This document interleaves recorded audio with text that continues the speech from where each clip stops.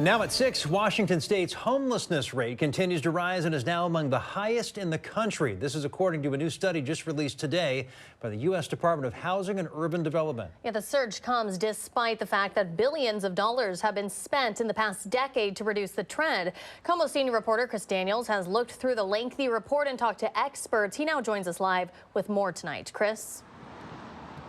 Yeah, Hannah, some good news. The number of homeless veterans across the country has dropped, and in Washington State, the number of homeless youths are also on the decline. But otherwise, every metric is pointed in the wrong direction.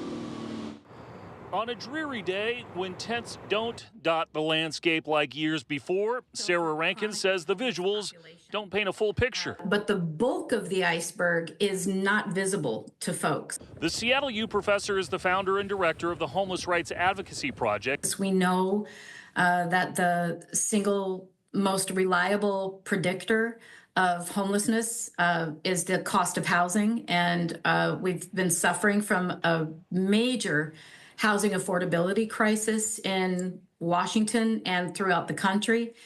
So the spigot is constantly turning up. The HUD annual assessment now estimates there are more than 771,000 homeless people in America on a given night, up 18% in a year. And Washington has a higher percentage than most states.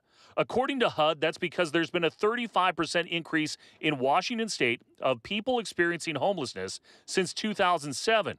And while there has been success with reducing youth homelessness, Washington State is #1 in the largest change in chronic homelessness of any state in the country, up almost 56% in a year and 360% since 2007, according to HUD.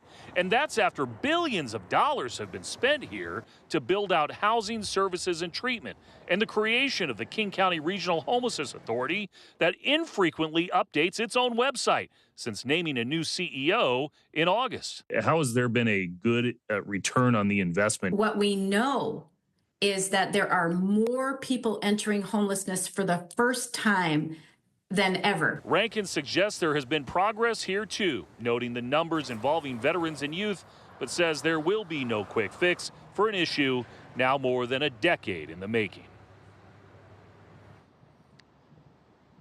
Of course, we have heard many voices in King County in particular that believe that this is a fentanyl and addiction crisis that has complicated homelessness across not only this county but throughout the state. Rankin says that she believes there will be more detail in a new state report from the State Department of Commerce that will be released in January, which will highlight some of the strengths and weaknesses right now in the current system in Washington State. For now, live in Seattle, I'm Chris Daniels, KOMO News. Earlier this year, the King County Regional Homelessness Authority released the results of its biannual point-in-time count.